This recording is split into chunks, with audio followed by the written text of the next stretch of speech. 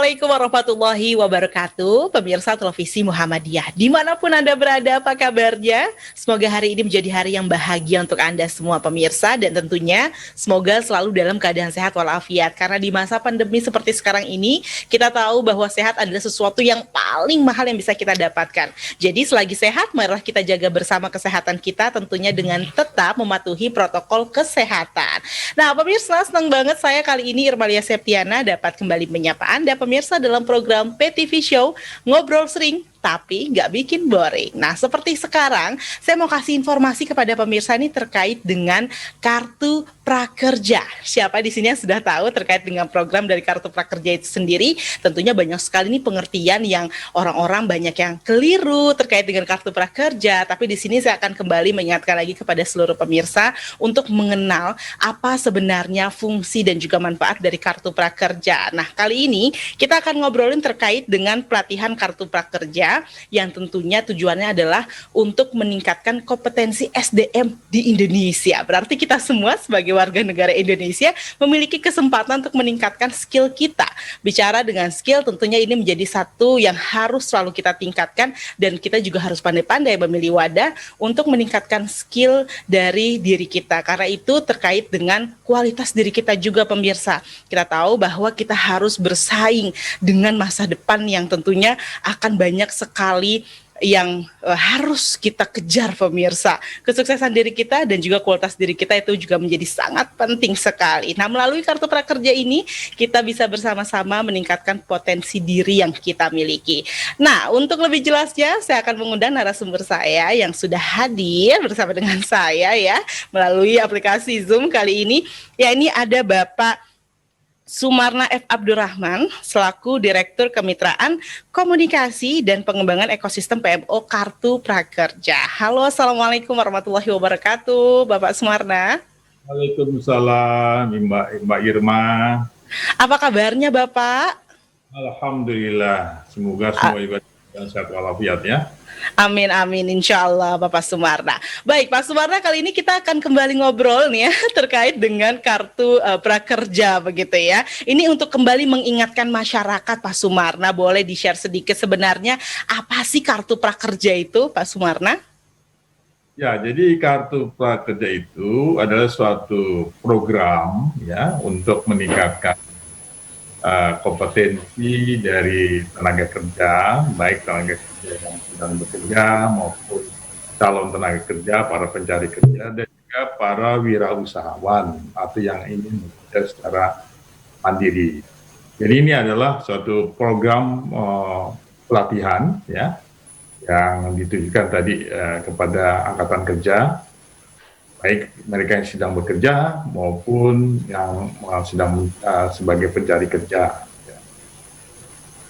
Ya, berarti ini sebagai satu alat bagi para SDM begitu ya di Indonesia, begitu para angkatan kerja maupun para calon pencari kerja untuk meningkatkan skill diri mereka begitu ya dengan menggunakan Kartu Prakerja, yang mana ini kita bisa mengikuti berbagai pelatihan begitu ya Pak Sumarna ya. Oke, tapi bicara tentang tadi Pak Sumarna sampaikan bahwa ini adalah satu alat begitu ya, satu cara bagaimana kita bisa meningkatkan kualitas diri dengan menggunakan Kartu Prakerja, mengikuti berbagai pelatihan. Saya rasa semua orang juga menginginkan mendapatkan manfaat seperti itu. Nah, sebenarnya siapa yang menjadi target dari Kartu Prakerja ini? Siapa saja yang bisa mengikuti program dari Kartu Prakerja, Pak Sumarna? Ya, jadi sesuai dengan Peraturan Presiden nomor 76 tahun 2020, jadi ada persyaratan untuk mereka yang akan mengikuti program Kartu Prakerja. Pertama, tentunya kalau dari segi status ya bisa mereka adalah pencari kerja atau mereka yang sedang bekerja. Kalau dari segi usia, minimal usianya 18 tahun. Semua warga negara Indonesia boleh ikut serta. Dan kalau dari segi proses pendidikan, mereka yang akan mengikuti program prakerja adalah mereka yang tidak sedang mengikuti proses pendidikan formal. Oke. Itu kira-kira. Lalu samping itu juga program ini tidak bisa diikuti oleh beberapa kelompok masyarakat yang memang sudah menjabat ya di masyarakat seperti kepala desa ataupun perangkat desa, lalu anggota DPR, lalu PNS, dan juga mungkin dari kalangan TNI, Polri, yang notabene mereka sekarang sedang berkarya gitu ya, itu memang tidak bisa mengikuti program ini. Oke, berarti dengan kata lain ini diperuntukkan bagi para warga negara Indonesia begitu ya, khususnya yang sedang berupaya untuk meningkatkan kualitas diri agar bisa berkarya juga begitu ya untuk bangsa begitu ya Pak Sumarna ya. Tapi ini adalah satu pelatihan kemudian menjadi concern dari prakerja itu sendiri. Sebenarnya kenapa sih Pak Sumarna prakerja ini sampai memiliki concern untuk meningkatkan skill? Apa yang melatar belakangi dari kartu prakerja ini Pak Sumarna? Ya, jadi perlu diketahui Mbak Irma dan oleh para pirsawan sekalian bahwa sumber daya manusia kita itu jumlahnya itu sangat besar. Angkatan kita pada saat ini sudah mencapai jumlah kita 130 juta. Ya. Tapi dari segi kualitas memang kita masih tertinggal dibandingkan dengan negara-negara lain, khususnya di kawasan Asia Tenggara, di negara ASEAN. Nah, pada saat yang sama, kita nanti pada tahun 2045 itu karena akan merayakan 100 tahun kemerdekaan, di mana pemerintah mencanangkan pada tahun itu kita ingin bergerak menjadi satu negara maju. Tentu bisa menjadi negara maju itu persyaratannya diantaranya adalah kita harus memiliki kualitas sumber daya manusia yang berkualitas. Dan melihat dari kondisi inilah, pemerintah yang diawali dengan janji kampanyenya Pak Jokowi dan Pak Maruf Amin ya, untuk memberikan prioritas untuk periode kepemimpinan beliau pada periode tahun 2020 sampai 2024 ini pada aspek pengembangan sumber daya manusia yang sebelumnya pada periode pertama lebih menitikberatkan pada pembangunan infrastruktur. Ya. Ini adalah sebenarnya tahun pengembangan sumber daya manusia. Dan salah satu program konkret dari kebijakan pengembangan sumber daya manusia itu adalah dicanangkannya program Kartu Prakerja yang landasan hukumnya adalah berdasarkan tadi Peraturan Presiden nomor 76 tahun 2020. Nah, di awal sebenarnya program ini dirancang sangat ideal ya kan, bahwa diperuntukkan dalam rangka untuk mendukung kegiatan industri ya yang juga memerlukan SDM. Tapi pada saat ini mulai akan dicanangkan, seperti kita ketahui kita menghadapi situasi pandemi COVID. Betul. Sehingga kebijakan ini ada adjustment di mana program Kartu Prakerja tidak semata-mata adalah program untuk pelatihan dalam rangka meningkatkan kompetensi, tapi juga di dalamnya ada unsur bantuan sosial. Bansos. Jadi mereka itu program ini kita sebut sebagai semi bansos begitulah. Walaupun program pelatihannya tetap ada di dalamnya.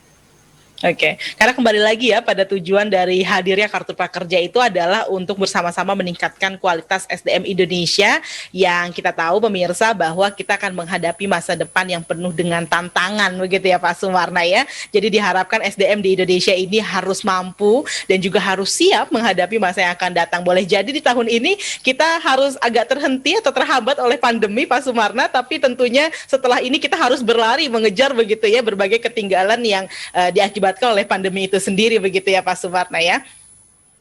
Benar sekali itu. Oke, tapi dengan kondisi pandemi seperti sekarang ini juga nih Pak Sumarna, apakah kemudian ada hambatan dari program yang dilakukan oleh Kartu Prakerja ini? Ya, jadi di rancangan awalnya sebenarnya program ini adalah program pelatihan yang sifatnya offline ya, secara tatap muka. Seperti program-program pelatihan konvensional lainnya dilakukan langsung ya di tempat-tempat pelatihan. Tapi dengan adanya pandemi COVID-19 ini tentunya dengan adanya ketentuan tentang protokol kesehatan dan kegiatan-kegiatan yang sifatnya tatap muka langsung itu kan sudah tidak diizinkan kembali. Betul. Maka PMO sebagai manajemen pelaksana program ini mengembangkan suatu sistem pelatihan yang berbasis pada digital, ya, di mana kita melakukannya tidak dengan tatap muka, tapi kita melakukan secara online, ya, dengan yang kita sebut dengan sistem pelatihan daring di sana. Oke, jadi sekarang dengan daring, padahal awalnya juga dilakukan secara luring gitu ya. Nanti kemudian ketika pandemi ini berakhir, berarti ada lagi kemungkinan akan kembali pada program awal begitu ya, akan dilakukan secara tatap muka ya Pak Sumarna? Jadi begini, ada satu hal yang menarik Mbak Irma, ya, bahwa ternyata ada juga blessing in disguise-nya, ya, bahwa lalu kan di dalam ajaran agama kita disebutkan di balik kesusahan itu ada kemudahan. Kemudahan, gitu. Betul sekali. Ini ternyata juga ada hal yang memberi kemudahan pada kita, bahwa dengan adanya kondisi seperti ini kita didorong, ya, untuk mengembangkan suatu pola pelatihan daring yang berbasis digital. Dan pola pelatihan ini ternyata sangat luar biasa. Pertama dari segi coverage-nya, ya, kita cover jutaan peserta. Dari segi kualitasnya juga tidak kurang dengan pelatihan yang sifatnya luring, ya. Dan yang lebih ini lagi adalah karena ini berbasis digital, maka para peserta pelatihan itu tidak saja mendapatkan manfaat dari segi pelatihannya, tapi juga mereka mendapatkan manfaat dengan untuk bisa beradaptasi dengan sistem yang teknologi, mulai dari pendaftaran, cara mereka mengikuti pelatihan, sampai mereka mendapatkan insentif, dan mereka memiliki virtual account, ya kan, dan sampai pada tahap evaluasi akhirnya semua dilakukan secara digital. Dan ini merupakan suatu model yang luar biasa dan juga boleh dikatakan pertama kali, ya, ada satu sistem yang dari awal sampai akhirnya dilakukan secara digital, dan tentunya ini model tetap akan kita pertahankan, ya. Di samping kita tetap juga menjalankan mungkin nanti pelatihan-pelatihan yang bersifat luring, tapi pelatihan yang daring ini tetap kita kembangkan terus sebagai satu model, ya, di samping model luring yang selama ini sudah berkembang. Jadi dengan nanti pandemi sudah berakhir, tidak berarti bahwa model daring ini akan kita gantikan. Ditinggalkan begitu ya. Karena sudah terbukti manfaatnya dan juga coverage-nya yang sangat luas sekali. Ya, memang itu adalah satu hal yang kita sadari bersama begitu ya Pak Sumarna, ya, bahwa dengan hadirnya pandemi ini tentu selalu ada hikmah di setiap kondisi, di setiap kejadian, termasuk dalam proses pelatihan atau kelas-kelas pelatihan itu sendiri, di mana pandemi ternyata membuat kita menjadi lebih kreatif sehingga bukan hanya orang-orang yang berada dalam jangkauan, tapi kita bisa menjangkau seluruh lini yang berada di seluruh sudut dari negara tercinta kita ini, Indonesia, begitu Pak Sumarna. Luar biasa sekali, memang model baru yang menyempurnakan ini, saya pikir. Baik Pak Sumarna, kita masih akan lanjutkan lagi tentunya berbincang terkait dengan pelatihan dari Kartu Prakerja itu sendiri. Nanti kita akan tanya pemirsa, ya, apa saja kemudian yang menjadi concern dari pelatihan Kartu Prakerja. Usai jeda, tetaplah bersama dengan kami.